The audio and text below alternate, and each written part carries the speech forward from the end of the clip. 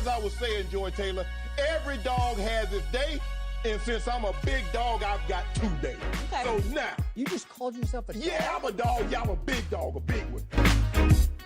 Kevin Durant is 6'11", who can pull up from 40. Okay. This brother is on that level. I'm talking about offensively. Do you think you're better than Jarrell Revis is right now? I'm better than you. What's up, everybody? It's your boy M. Beasley, a.k.a. Mark Brown, your host, as always, for the Lowdown Podcast, and I have another special guest today. I understand a lot of things happened these past 48 hours. I mean, too many things happened all at once. It was the domino effect. Actually, it's more than the domino effect, and I have a special guest on the show. I had him on before. It was back in October, back when sports was actually running with no issues. Everything was completely normal, and this guy is a former NFL player, and he's a superstar sports radio host in Austin. They're called 104.9 The Horn. His name is Rod Babers. I'm pretty sure you guys in Austin know who he is. He's been on there for a while, and he's definitely very entertaining. I like listening to his show when I pass through. Rod, welcome back. Hey, bro, I appreciate you having me on, man. It's always a pleasure, no question. These are strange times that we're in these days, right? Oh, it sure is. I mean, I haven't been alive that long. I know you haven't been alive that long either. So it's like I've never seen anything like this before. The last time I've seen anything.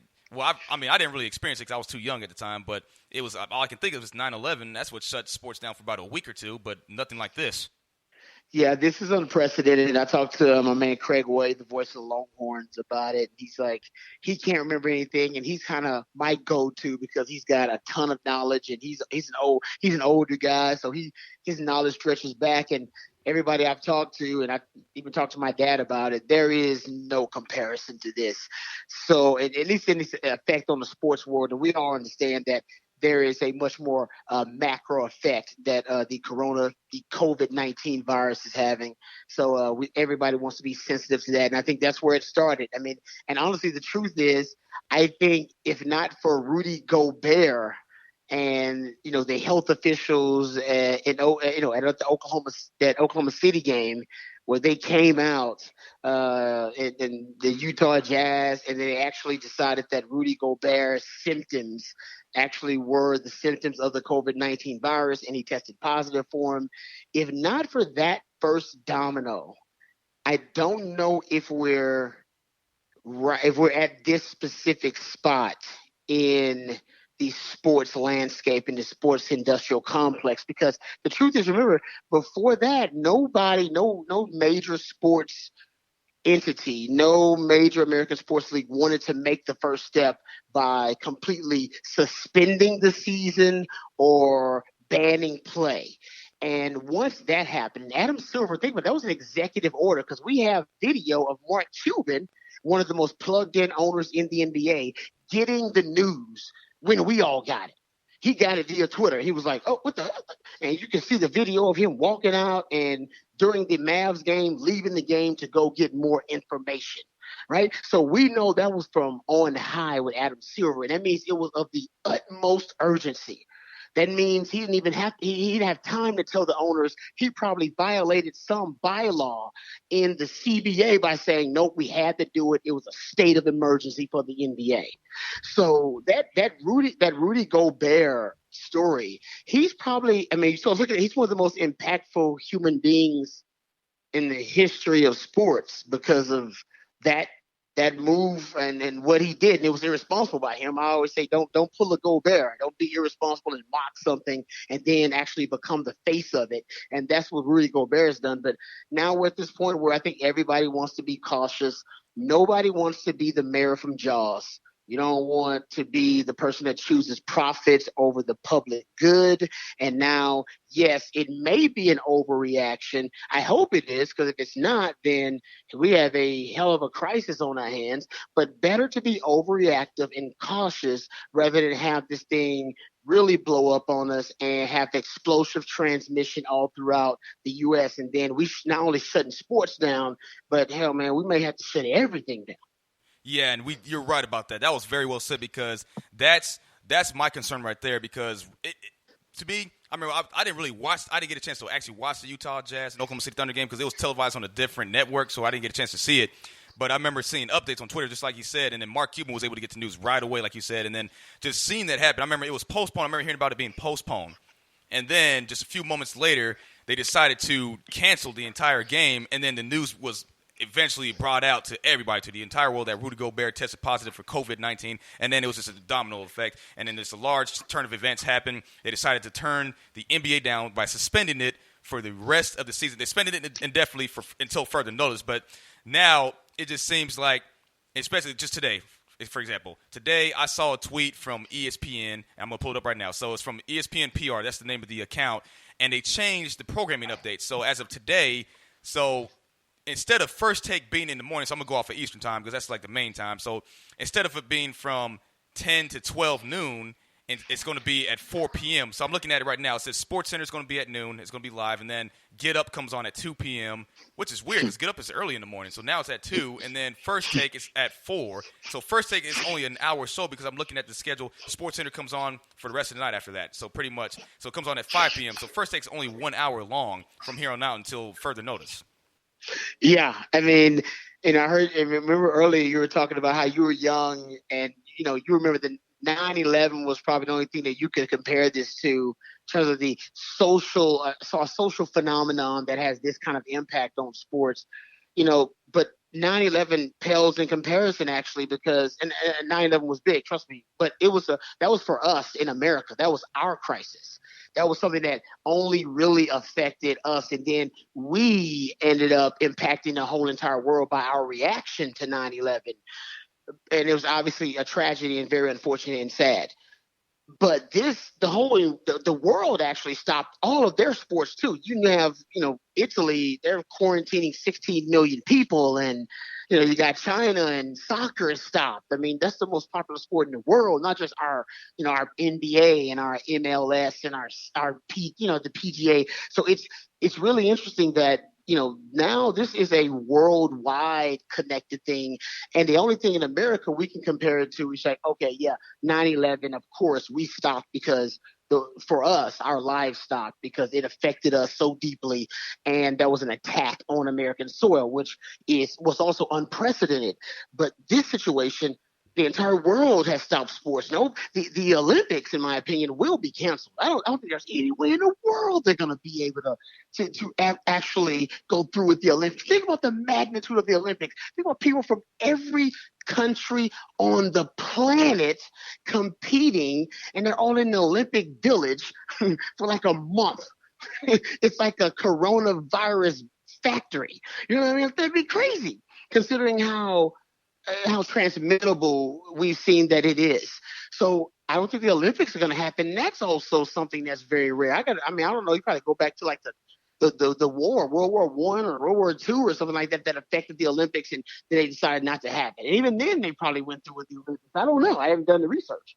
So this is a truly, I would say, we're in an unprecedented moment when it comes to sports, and I want to be careful there because I know this is way bigger than sports, and I don't want to be insensitive about that.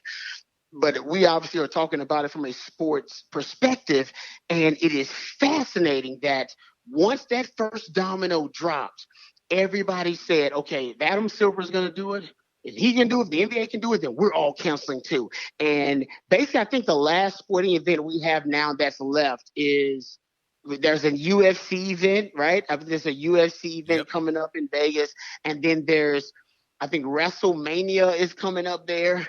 And here's the beauty of this whole thing, the irony of it. It's not a beautiful thing, the irony of it. The Shakespearean irony of this all is the most popular sport in America is the NFL, and it's football. And I know college football is there too, and college football has probably been affected by this because they've stopped recruiting. There's no recruiting in college football right now, and there's no spring football. There's no practices, and guys are self-quarantined. They're trying to isolate themselves.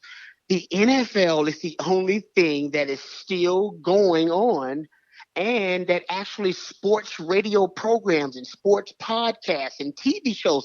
Think about the sports industrial complex and how it's built. It's a multi-billion-dollar sports industrial complex. So many different. It's basically it's a major motivating factor or driving factor in our economy, and so now sports has come to a halt. So you still got to talk sports because now they have Fox Sports has multiple networks, and so does ESPN, and so there's like some websites, and there's sports radio. What I do, a sports podcast that literally just covers sports. That's all they do. That's how big it is. But there's no sports now. So what do? But there's one sport really you can still talk about because the NFL is almost unaffected. Right now they are. They may decide in Vegas to have their draft be isolated and be without spectators, but they're still going through it. The NFL year, the CBA is going to be voted on this weekend. All right, at midnight on Saturday, they have to vote the CBA to ratify it. The NFL year starts on Wednesday, so you can start free agency then. On Monday, you can start the legal tampering period for the NFL. So ironically, they're the ones who are going to benefit the most because they own most of the sports calendar. I always say the sports calendar is like a monopoly board, and the NFL owns the most expensive pieces on that monopoly board. They own them, all right? And now what used to be March, what used to end up being the college basketball's month, it's going to be the NFL's month. The NFL's going to own this month. It's going to be NFL and coronavirus because you got to touch something in sports. And we don't talk coronavirus all the time. We're going to talk about who Tom Brady's going to. We're going to talk about who Jameis Winston's going to.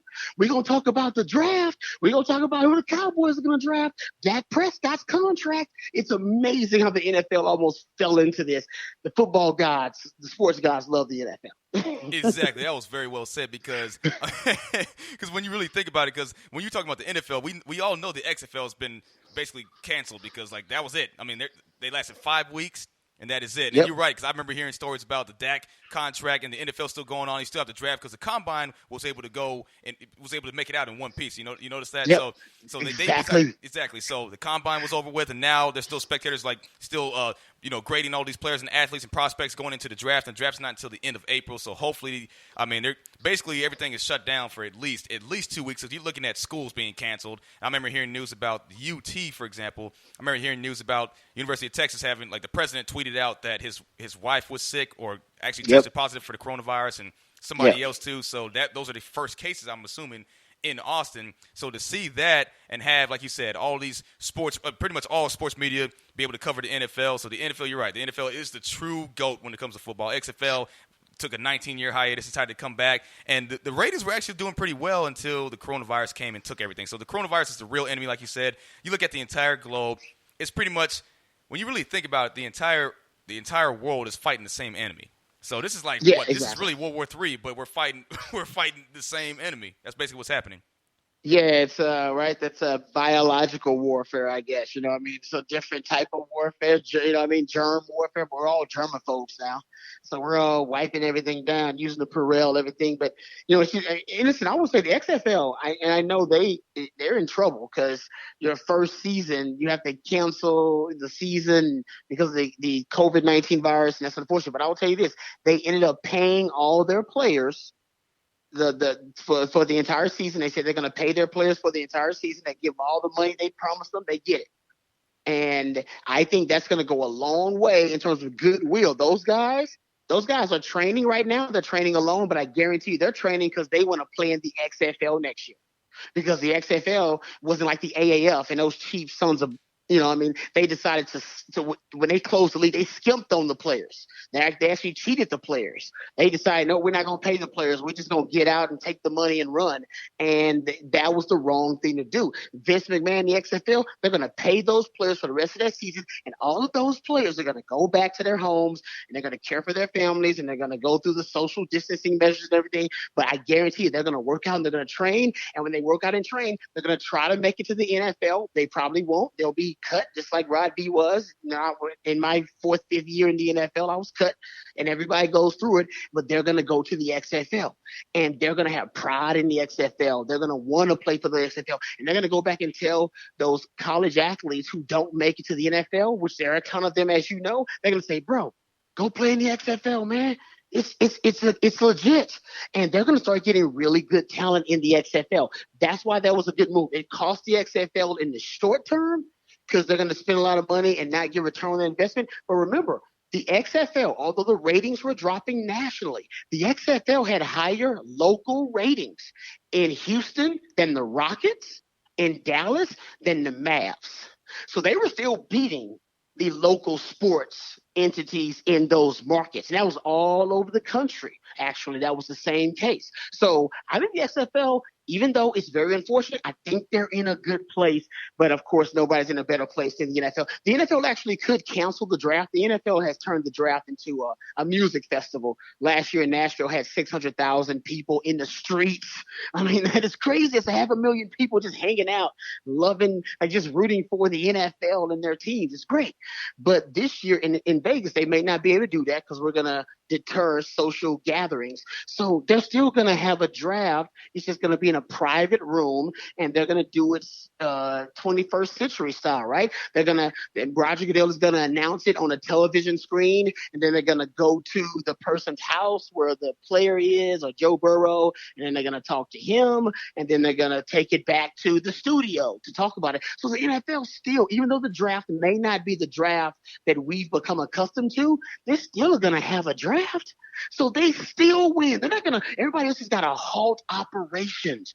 The NFL has the only entity really right now, other than UFC, that hasn't halted operations as a sports entity.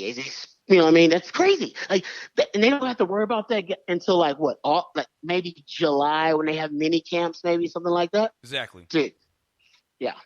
So when you really think about that, that's proof right there, because pretty much anything along the board has been suspended, like you said, like all spring sports. And I felt sorry for NCAA athletes, but it seems that there was actually a report saying that they're granted another year of eligibility, because that would be totally unfair, because these players all went out with no warning. They did not expect everything to be canceled just like that. I mean, think about it.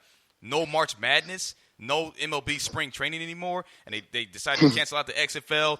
And then the NBA, that's another thing. The NBA suspended until further notice, and it was just a domino effect. It seemed like league after league after league, and then it went level by level. Then it went down to college, and then it went down to high school. They canceled schools just about all over the country seeing this. And then I've never seen, and this is like, spring break for most schools? So I've never seen a time where there's a spring break for a whole month. Like, there's some schools get actually pretty much spring break for the rest of the semester, because now they're taking classes online. So I was thinking, how are they going to graduate? Are they going to graduate by just doing a live stream or something? Like, I don't understand. And then I feel bad for high school kids because they have prom, right? I don't know how that's going to work. I have no idea.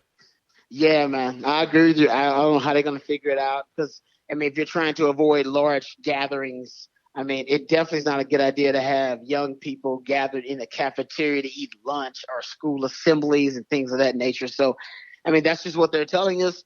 And I think everybody's trying to be a responsible citizen and is do their best. I had a friend of mine actually came back from Iceland randomly through Germany, then to Boston, and then to Houston, and then drive to Austin. They were worried because they went through Germany and went through Boston. Those are two really big hot spots right now for the COVID-19 virus. So they actually called health officials and said, hey, what should I do? Can I get tested? What's up? Because I don't know if I have it, but hell, I definitely have. I've come into some cities where it's obviously been a explosive transmissions in those cities. And she said the officials told her just self-quarantine and, let us know if it, I don't know, if you see some symptoms or if it gets worse. So, yeah, I mean, they're depending on us. I mean, based on that, they're depending on us to kind of do the right thing, self-isolate if we can, try to be clean, wash our hands a lot more, all that kind of stuff. And I mean, I think everybody definitely have that at the forefront of their mind. But in the sports world, kind of getting back to it, I've said this before, I think that with the NCAA, it's rare that they do the right thing. We're not used to that, but this is the right thing to do. And I'm glad they're doing it. There's a great saying by Winston Churchill actually criticizing Americans where he says, you can depend on Americans to do the right thing once they've exhausted every other possibility. And that's kind of how I figure I look at the NCAA. But this memo that they've thrown out there that they're going to give a 1-year waiver of eligibility for all of the spring sports that were affected. And I think they should go further and hook up the teams in the NCAA tournament or something like that. Because I think the basketball players were affected too, women's and men's. But I think that's a really good thing to do. It's going to be hard. It's going to be really tricky. It's going to be complicated. But giving those student athletes another year because of unforeseen circumstances, I think it's the right thing to do. It's a special circumstance, and I think everybody understands it's a win-win. It really is. It really is. I'm glad you brought that up, man. That's a really valid point right there because, like you said, NCAA history is just a bunch of negativity, right, when it comes to doing things correct. And to see them the sad thing is, when I really thought about it, I'm like, man, it really took a major crisis. It took a global crisis for the NCAA to actually do something right. I mean, that's just absurd, man. That's absurd.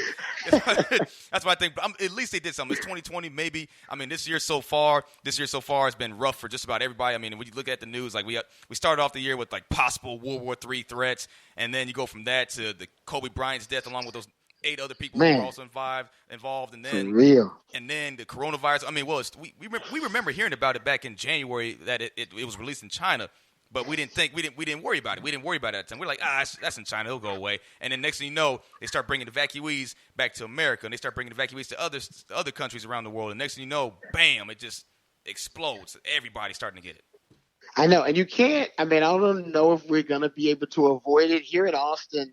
There have been 3 cases linked to Austin. One was a Dell employee who was traveling overseas to India, going back to see his family, and they believe he contracted it through an airport. And recently there was a 30-year-old and a 60-year-old also who were in Austin, but also tested positive for COVID-19.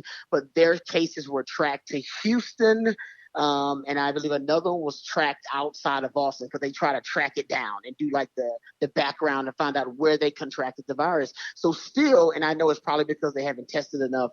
We don't here in Austin. We have been lucky, if anything, that we haven't had a lot of cases. We're the last. I think we were like 12 hours ago before the COVID-19 cases that were confirmed. We were the largest city without a confirmed COVID-19 virus, but that's no longer the case. So I still think we're doing pretty good here in Austin. I know people are freaking out. There's no toilet paper. So, but you know what I mean? I think everybody's just responsible about it. I think that everybody can still, hopefully, if these measures are able to flatten the curve, I think we can go back to some sense of normalcy. It's the choice, unfortunately, we have to make is between economic despair and, public health and public good.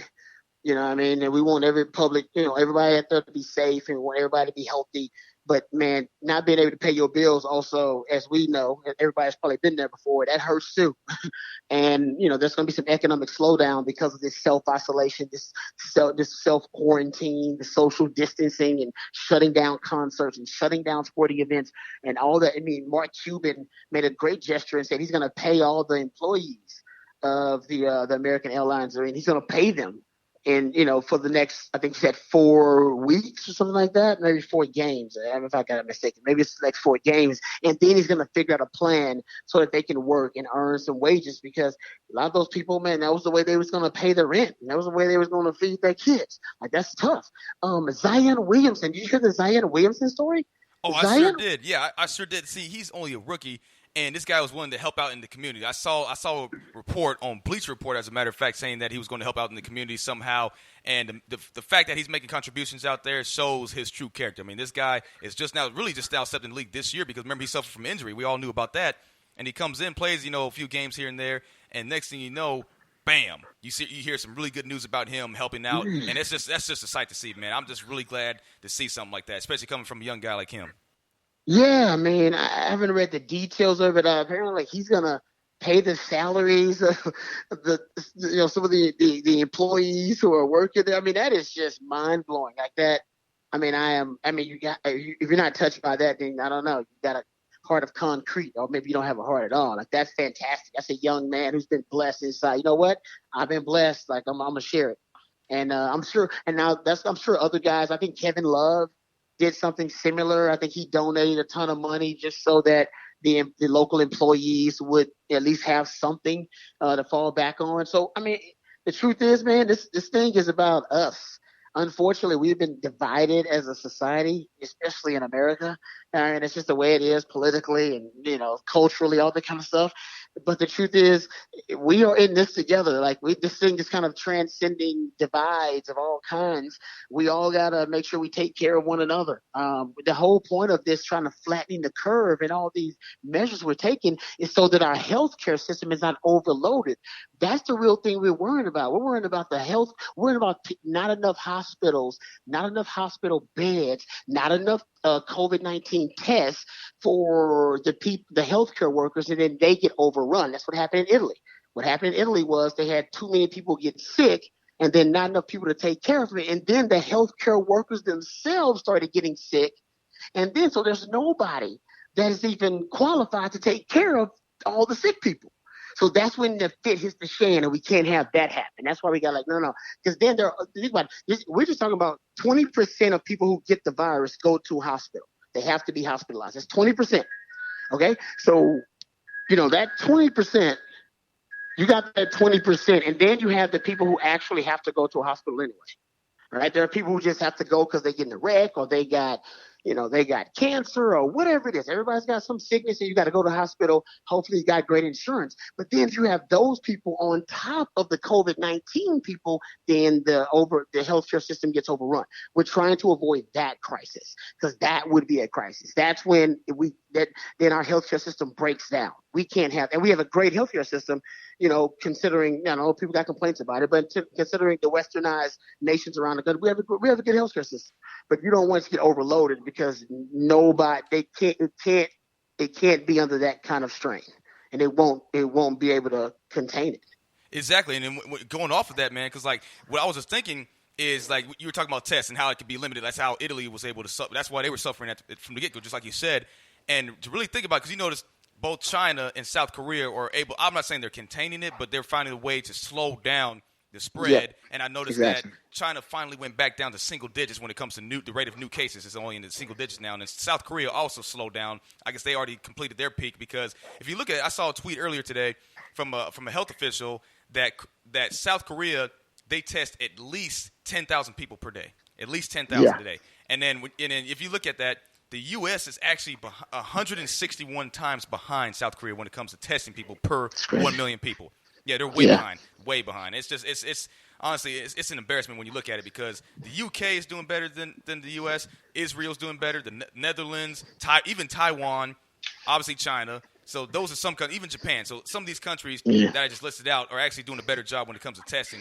And I mean, what we did hear the president today, he addressed earlier today, this afternoon, talking about how he declared a national emergency and saying, I mean, I didn't see the whole thing, but like, hopefully what he said makes a difference. We'll just have to wait and see. But right now, I'm just hoping we don't suffer the same.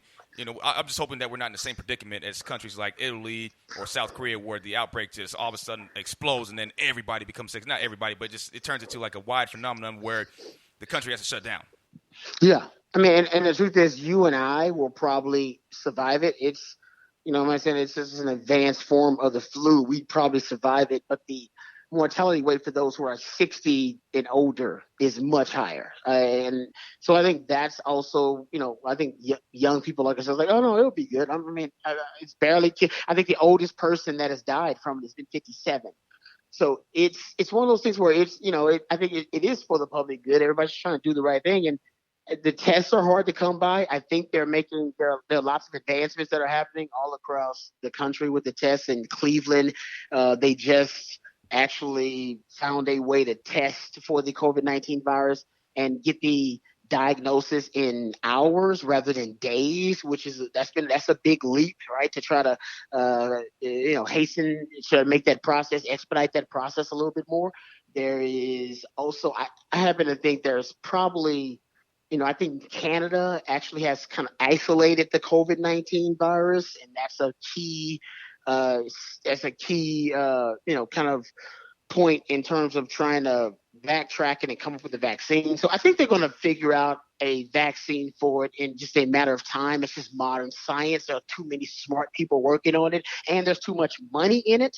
Let's be honest about that. That's capitalism. So I think it'll come. We just have to, in the meantime, slow the spread of it and try to do our best to make sure that we're flattening that curve. But I think, honestly, and you brought up, some of the stuff too that, about the president. I do think they're trying to make the tests I don't know if they're going to be free, but at least make them cheaper, at least make them more readily available. I do think the CDC was also trying to go out of its way and people are at least putting pressure on them to try to make the tests, free and to give people a waiver for the test. Because if you think the test costs you, I don't know, $3,000 or even $1,000 for that test, then a lot of people won't go get it. So I think some people want to politicize it, but I think there's progress. I think people are actually now starting to become united around it, and it's becoming less bipartisan. It's about, hey man, let's just try to figure out a way out of this damn thing, and then we'll get back to electing whoever needs to be elected and all that kind of stuff. Exactly. So it's just like you said, wait and see. And I'm glad you brought up the Canadian thing because I just heard about that earlier today. So yeah. The fact that they were able to isolate the virus, because like I think when I looked at the article, I briefly looked at it. It was basically stating that they were able to isolate the rougher part of the strain to like the mild symptoms. So they're basically isolating it to the point like if you were to catch it, you're only going to get mild symptoms instead of the actual full force where you see people suffering, getting critical condition. Nice. Yeah. I mean, so I still say there are too many smart people working on it now. I assume, I don't know what all the great scientists around the world are doing. I don't know that. But I'm assuming that most of the great scientists around the world have at least some of them have changed they've tried to switch course a little bit and change their course and decided to focus on this kind of this infection, this widespread viral infection that is affecting so many people. And so I have faith in humanity, really, that we'll figure it out. That somebody, not me, because I'm not smart enough, but some really smart person out there who's just wants to make the world a better place, or they want to make a whole lot of money because somebody will probably be a billionaire overnight once they do figure out the vaccine. And I think ultimately, we'll get it done. And I'm trusting that, man, we can work together. I think this will unite us. It's weird and it's actually a little effed up that it takes tragedy to unite us. It takes something, that is a global epidemic potentially or pandemic to unite us. But I think that could be one of the upsides of this thing. And I know there are very few of them, but I think people might decide we work together for a change. I mean, that's crazy that we all actually decide to get on the same page as a society, as a human race, instead of, whatever political ideology or whatever. So I think, I think in the end we'll come out stronger. I really do. And sports thing, I know sports is usually our escape after 9/11. That was our escape, right? It was also something that we championed after 9/11, that we'll show the terrorists won't stop our way of life because we'll go out and play a damn baseball game in New York City. You know what I mean? We'll do it in the shadow of 9/11 and give you the middle finger so you can't stop America. And that was our way of recovering. And now our sports has stopped. So I think for America, it's going to be something else that it's a symbol of our resilience.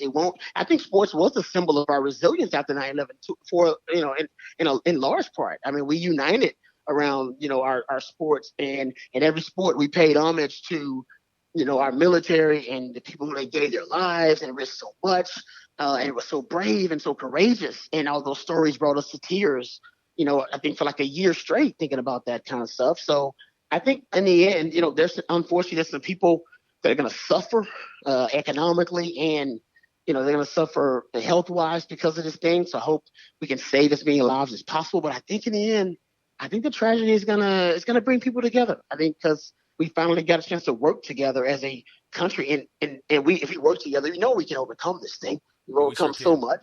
Yeah, we're gonna beat it if we work together. If we don't, then we won't. But if we do, we're gonna kill it. Like that, we're gonna not kill the virus, but we will overcome the virus. So that's what I'm counting on. I got that kind of faith in people, in my fellow man.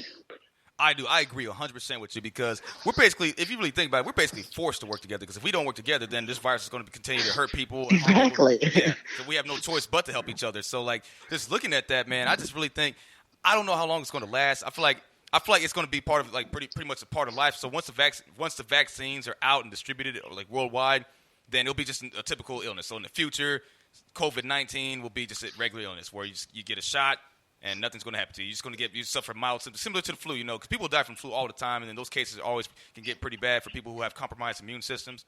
But Yep. but you notice people don't really necessarily worry about the flu because it's a yearly thing. It happens all the time. It's like during this, it's called the seasonal flu, and I guess COVID-19 is going to be a part of that in the near future. So this is just basically a hint that for future generations of people out there, this will go down in history. That this year alone will go down in history for future generations, knowing that hey, I mean we not just America, but the world suffered from a deadly virus that was attacking people worldwide, and then the entire globe had to work together in order to save each other. So you were right. You're definitely right about that. I mean, I was thinking. I know this is completely just redundant, but I'm just going to say it anyway.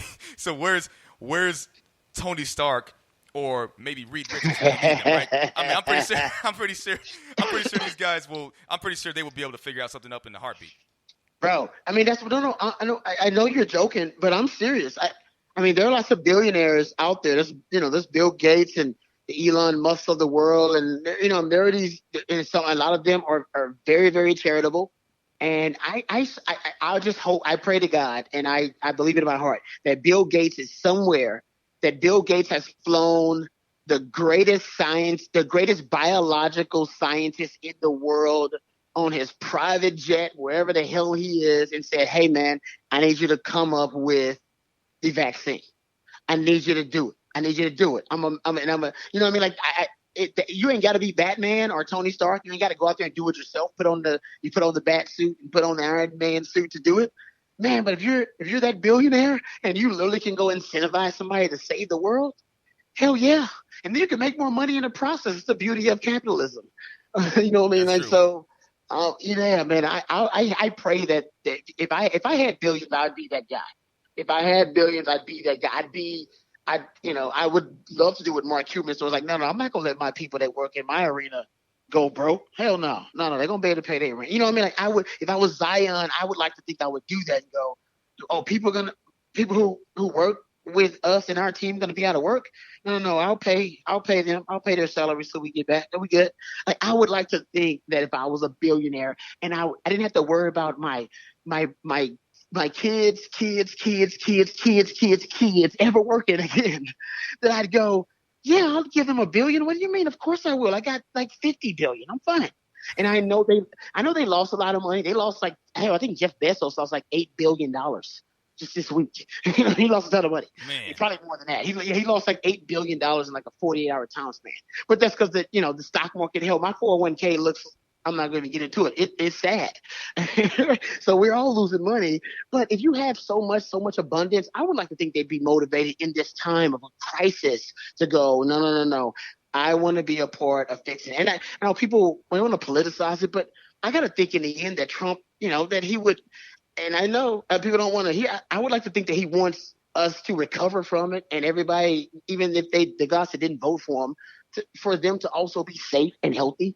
You know what I mean? So I'm one of those guys, man. I'm an optimist about stuff like that. I know most people are not, but so I think ultimately we will overcome and we'll conquer it. The sports angle is interesting.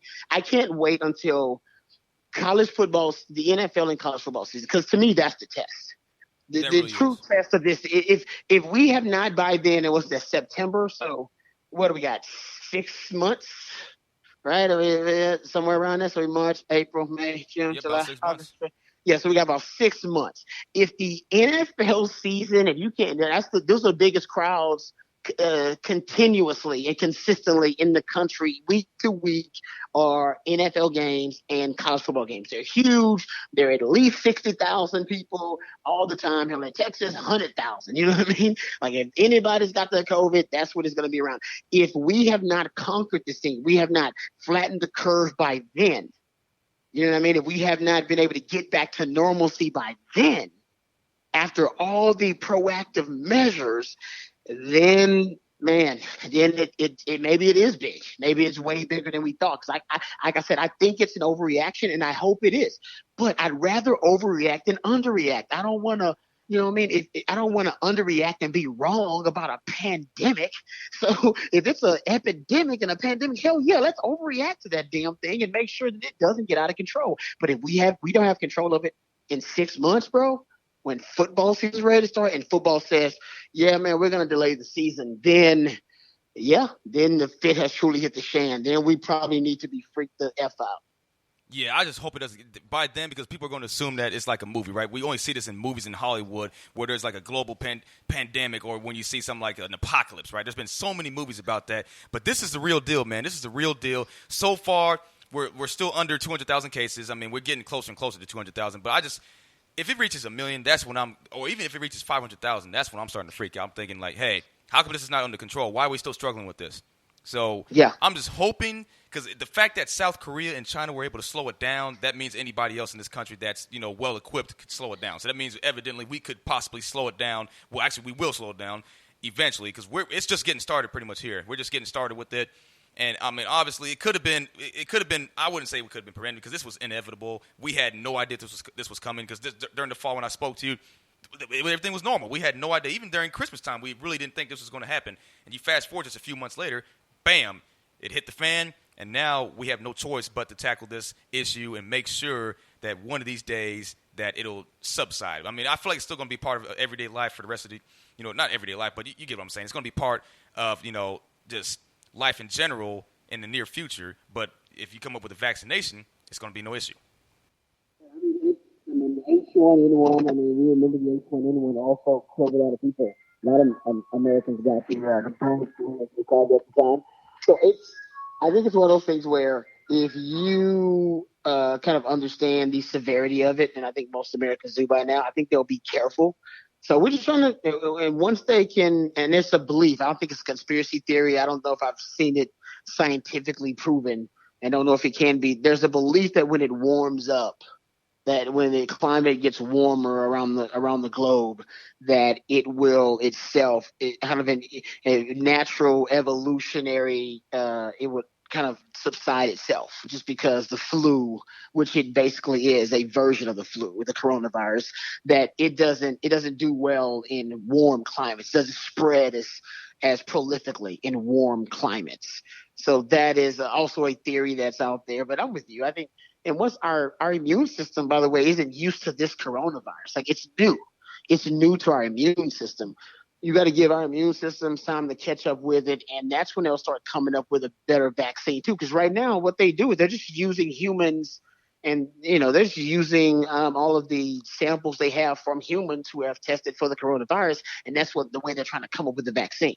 I mean, that's why they're literally paying people in certain parts of the country and all of the world about, I think it's like $4,500 or $5,000 to be to volunteer to be injected with the COVID-19 virus, people who are healthy, so that they can come up with a vaccine. I mean, this is how they do their research.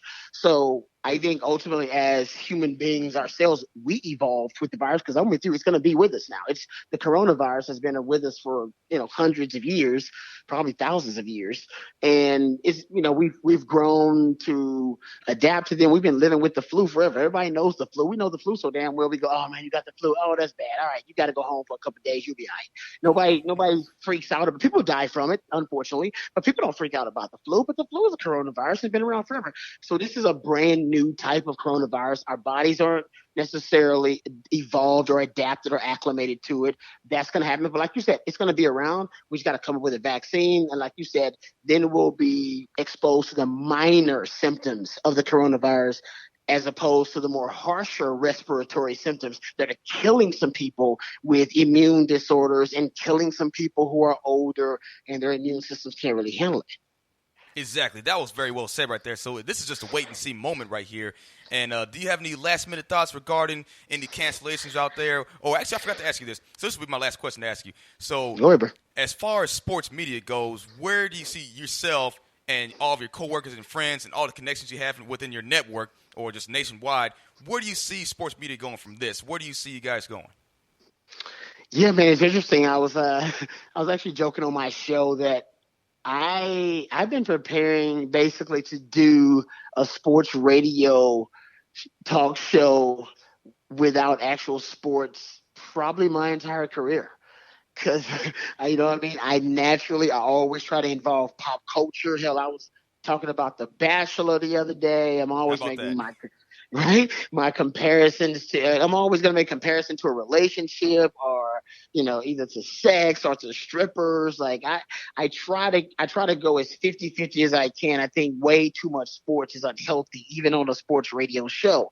Everything in moderation, including moderation. So I actually think it's a challenging aspect. This is when you got to make your money. You still can talk sports, but I think you don't, it's not as easy because you don't have the stories that are throwing themselves at you where you have to sort through the stories. You have to actually go be creative and find a creative way to talk sports when there aren't any sports. I actually think I love this time. I'm going to thrive in it because I think that it's a way for the listener to get to know you better.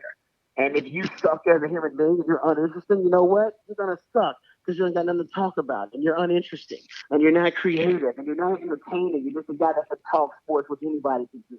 But if you're a well-rounded human being and you go on there, you start talking to people, it's just talking to people one-on-one. And if you can keep them engaged, and then it doesn't matter what you're talking about. Just like if you're a good salesman, it doesn't matter what you're selling because what you're selling is yourself. And so it don't matter to me. I'm good. Like some people are like, oh man, nothing to talk about. Like nothing to talk about too. I've been talking my whole life. I'm good. I trust. I mean, honestly, I don't have enough time in the show to talk still, and there ain't no sports to talk about. So I don't think everybody's gonna thrive in this environment, but I will. And I think if you really want to thrive in this environment, then you need to figure out a way that you can be an entertainer, not just someone who talks sports, but entertain the people, keep them captivated, keep them interested, educate them, inform them. That's important during this time, but entertain them more importantly. And that's what I feel like I do all the time. Yeah, that's what I know, man. Cause I've heard a lot of good things about you, man. Especially when I was when I was in San Marcos, as a matter of fact, and when I interned at KXAN, man, I heard a lot of good things about you. I heard you on the radio several times. I would get a signal of you guys at 104.9. I would listen, and I would hear your voice. I'm like, oh, there he is again. There he is. And I'll make sure I'll turn the volume up because you always had something. There was something always spectacular about you, man. That made you unique, like you said. I'm glad you brought it up because you brought up how not only just sports, but you bring up pop culture, anything else that's trending nationwide, worldwide. It's always good to do that because you can obviously just reel in more listeners that way because, not only will you have sports fans, but you also have just entertainment fans as a whole. And that's really important. Yeah, man, because some people separate it. But, I grew up, sports was my life. I played football most of my young life and then had a little bit of my adult life and got a chance to make it to the league. So sports was life for me. And I know a lot of people who love sports, it's life for them too. So I don't separate. And the stick to sports guy, I'm doing an air quote, the stick to sports guy right now is in hell because there's no sports, brother. And I know you're like, man, they got to stick to sports. It's like, there's no sports. What do you want me to stick to? Huh? What do you want me to talk about? There is no sports right now. It is just, we're all playing hypothetical radio and theoretical radio about what sports could be and how it may affect us all and how we're all in this together. So, yeah, man. And I think, I love the way how personal you are, man. I think that's being genuine in your approach. That's the way to go. People can sense fakeness on the air. I've always said that if you're fake, you can hear it through the radio waves. You can hear it when you listen to a podcast. Somebody's fake. The reason people love podcasts because they're real. They're original. People they've done studies. People like the mistakes in the podcast. They like when people mess up because they like, that's real. That means I'm listening. I feel like I'm listening in real time. This ain't no fake podcast. They're talking on it real. People like that. They want it to be genuine. That's why they like reality TV. They think it's real even though it ain't. They want to be real. People want more real stuff. That's why Trump won the damn election. He seemed realer than Hillary. And even people who like Hillary were like, yeah, Trump seems like he's realer than Hillary. Hillary do seem a little fake. I love her. But, you know what I mean? People want something genuine now. We're tired of fake. We're tired of it. We see it too much. Everything's fake around us. So we see something real, we latch on to it. And you can say, well, I know Trump, people don't like him, but he's pretty real, whether you like that or not. Whether that's can argue with that. You know what I mean? Like, well, he is what he is. People want you to be real and they want you to be genuine. They gravitate toward that because it's so rare these days. And you got that for you, man. I enjoy working with you and I enjoy coming on with you. Oh yeah, for sure, man. That everything you said, I'm just honestly honored to have you on the show again, man, because I feel like this is this is the realest podcast episode I've had so far. I mean, the stuff that we broke down, because I mean, real stuff went down, obviously, like all over the world. And the fact that I had you on here, it was very informative, man. You broke everything down. I ran out of questions, honestly. I mean, you basically answered all of it for me.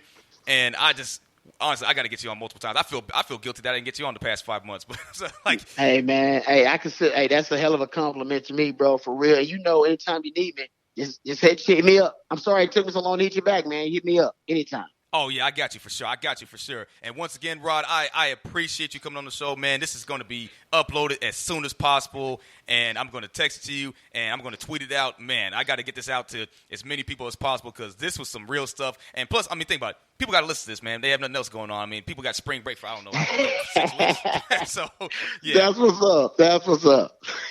But, yeah, once again, Rod, thanks for coming on. All right, bro. I'll talk to you later, man. Stay up. Be safe. You too. All right. All right, ladies and gentlemen, I hope you guys enjoyed that episode. That was the Rod Babers, who is a sports radio host on 104.9 The Horn in Austin, Texas. As you can tell, he is a charismatic, loving character out there, man. And I wouldn't even say character, loving guy. So definitely stay tuned to what I have coming up next because, unfortunately, sports is canceled, right, for now. So COVID-19 is one real enemy out there. The whole world is battling it. And so in the meantime, I might have to switch it around a bit. So it's going to be hard to tackle sports. The NFL might be the only thing I could talk about. We could talk about some stuff that went down recently with everything being canceled. But, you know, chances are as time continues to pass, it'll become irrelevant. So instead, people like Rod Babers said, I know you heard it. You made it this far in the episode, you'll hear it again. That he mentioned some key points, meaning that sports is not the only thing that exists, right? If you're able to talk about entertainment, news, whatever else is out there besides sports, that'll make you more marketable, right? Rod is a prime example. So for those that are trying to get into this business, listen to Rod Babers. Check him out. If you're not in the Austin area, check out his podcast. Check out his Twitter page, as a matter of fact, because if you haven't been on his Twitter page, that's where you can find most of his information. Because if not, he's been tweeting out some really good stuff. So he's a Rodcast host. So if you go to his Twitter page, it's going to be, his username is @RodBabers. So RODBABERS. Again, Rod Babers. So check out his Twitter page. You'll be able to find out all his information, man. He even mentions it. He's a pop culture critic. So there you go. Rod Babers is the GOAT for this episode. I am just extremely honored to have him on the show. So once again, you guys be safe out there. Wash your hands. Try to keep that 6 feet from one another. Make sure you stack up on supplies just in case we go into immediate lockdown. I hope not. But just be careful out there. Be on your P's and Q's because you don't know what to expect. And this is just a life lesson, man. We all got smacked in the face by the COVID-19 somehow. If you haven't been infected with it, props to you. You know, it's a blessing that I or anybody I know, everybody that I know, as a matter of fact, has not been infected with it. I hope it stays that way. And for those that are listening, if you know somebody that has been infected, keep them in your prayers and make sure they get healthy and recover. And once they recover, cherish those moments you have with them because that is just going to change your entire perspective. So this is just a life lesson, ladies and gentlemen. I hope you guys enjoyed this episode. I know it's this one. Sorry, I apologize that it was this much longer, but hey, there was a lot of things we had to tackle. And hey, you got time. Ain't nothing going on right now. You guys have some of you guys are working from home. Some of you guys are not in school for the next few weeks or so. So check out this entire episode. And so what I have coming up next is, since I won't be able to tackle sports as often, like I said, I did mention to you guys at the beginning of the episode, I'll be talking about entertainment. So I'll throw a lot of entertainment out there. So I'm going to start leaning towards that. And I'm still going to talk about some sports here and there, but it's going to be a lot of entertainment stuff, a lot of interviews, a lot of things that are trending. So stay tuned for that. I hope you guys enjoyed episode 65, and I'll see you guys really soon. Peace out.